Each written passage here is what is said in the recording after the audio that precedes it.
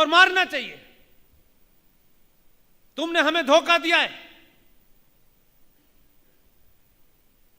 उसका सेक्शन 40 कहता है कि वक्फ बोर्ड को इस जमीन पर, ये वक्फ की जमीन है, ये बिल्डिंग वक्फ पे बनी हुई है, इसके लिए उसे कागज नहीं दिखाने। और आपके पास कागज है, ये बीएपीएस के लोग बेचारे कागज दिखाएंगे, कहेंगे देखिए भाई हमने इतने में खरीदा था, ये बेनामों का रखिए इसे अंदर। सेक्शन 40 का एक सेक्शन ये कहता है कि जिसकी जमीन है वो हाई कोर्ट नहीं जा सकता। ये अपील हाई कोर्ट में नहीं होगी, सुप्रीम कोर्ट में नहीं होगी। दुनिया में ऐसा कानून सुना है? उनके 5 भी नहीं थे मेंबर पार्लियामेंट में, लेकिन ऐसा कानून पास करा लिया उन्होंने, आप तो राम मंदिर बन जाए, धारा 370 हट जाए, इसके लिए आपने 70 साल तक लोहे के चने चबाए। जब जाके 2014 में 303 आपके आए, तब जाके राम मंदिर बना। उन्होंने ये नहीं करा। ये खुश होने की बात नहीं है, ये ताली बजाने की बात नहीं है मेरे भाई। वो ये जानते थे कि कभी हम 303 इस संसद में नहीं ला सकते, इसलिए आपके बीच में से लोगों को खरीदा और एक ऐसा कानून पास करा दिया जिसके बारे में इस देश के किसी सनातनी को नहीं पता, और जिन्हें पता है वो मिसगाइड करने में लगे हुए हैं। उन्होंने कहा कि अगर आपको कागज दिखाने हैं तो वक्फ प्रॉपर्टी बोर्ड ने अपना एक ट्राइब्यूनल बनाया है जिसे संवैधानिक वैधता मिली हुई है। उसमें कहा गया है लोकल एमएलए मुसलमान होना चाहिए, एमपी मुसलमान होना चाहिए, मुतवल्ली मुसलमान ही होगा, 5 सदस्य वक्फ बोर्ड के होंगे, 5 मुसलमान होंगे और 5 ही उस ट्राइब्यूनल के हेड होंगे। आप अपनी इस जमीन के कागज की फरियाद लेकर के उस वक्फ बोर्ड नाम की जो दुकान है, उस दुकान पे जो 5 मुसलमान बैठे हैं वो आपके कागज देखेंगे और कहेंगे कि नहीं आपकी जमीन नहीं है। आप कहां जाएंगे? हाई कोर्ट नहीं जा सकते, सुप्रीम कोर्ट नहीं जा सकते, या नहीं जिन लोगों ने आपको लूटा है वो ही उन्हीं के पास आपको न्याय के लिए जाना है। उन्होंने शोर नहीं मचाया। मैं इसलिए आपके सामने ये बात रख रहा हूं कि गुजरातियों से ये चूक कैसे हो गई, ये क्यों नहीं खबर पूरे गुजरात में है कि सूरत शहर का म्युनिसिपल कॉरपोरेशन का ऑफिस वक्फ बोर्ड ने उस पर दावा ठोक दिया है, आप कोर्ट नहीं जा सकते। उसका 36 सेक्शन यह कहता है कि अगर वो किसी जमीन पे दावा ठोकते भी हैं और अगर वो चाहते हैं कि ये जमीन पे दावा ठोके तो भी उनको नोटिस देने की आवश्यकता नहीं है। अब अगर ये कहें कि भाई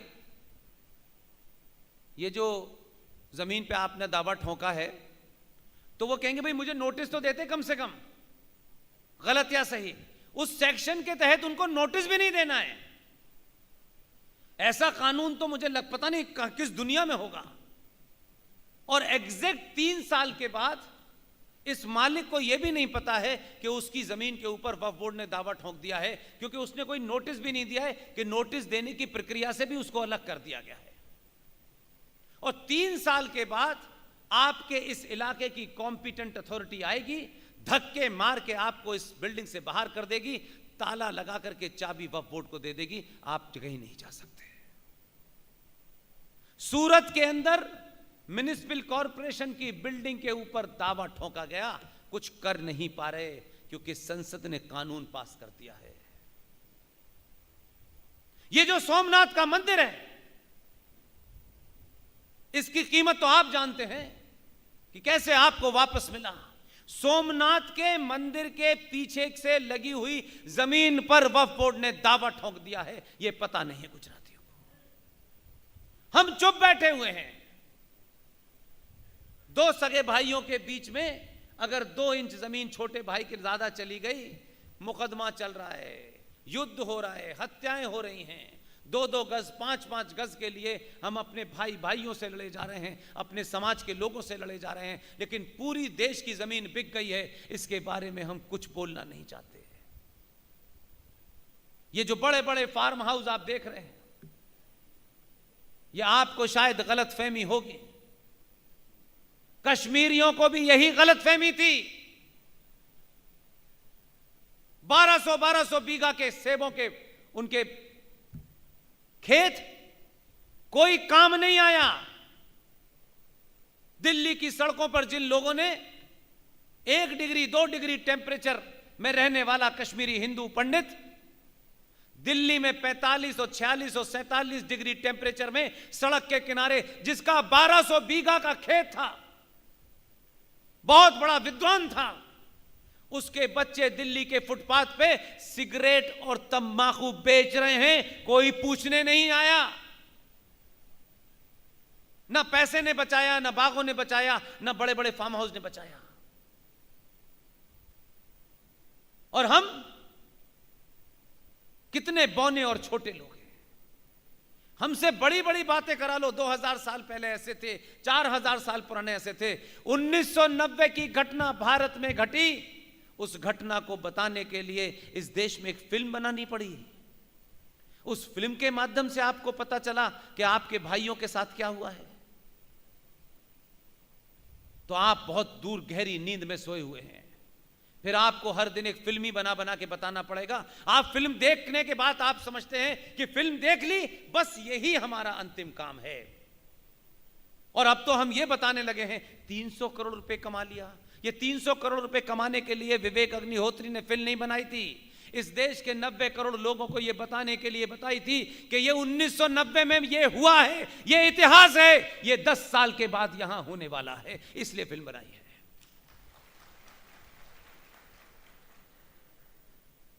इसलिए इन मुद्दों पर सवाल उठाएं। आज आपके पास ताकत है।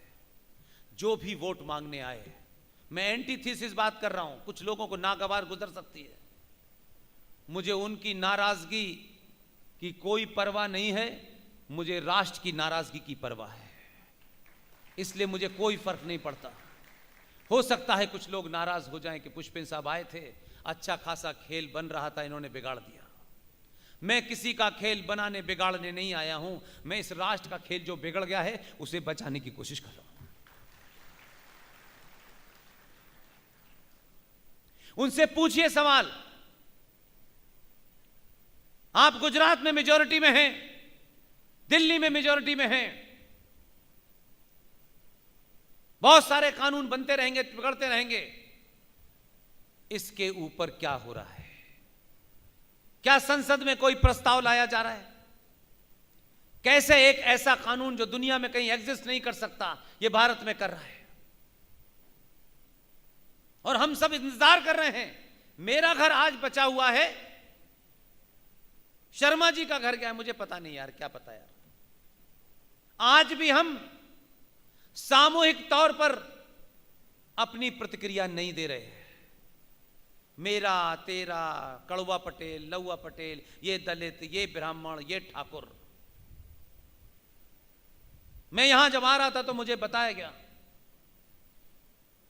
कि ये शुद्ध रूप से इस हॉल में जितने लोग बैठे हैं उन सब की जाति सनातन है।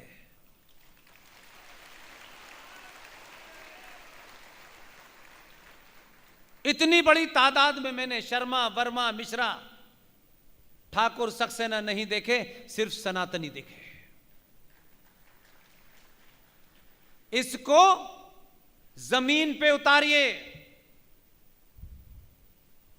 हालात बहुत खराब हैं।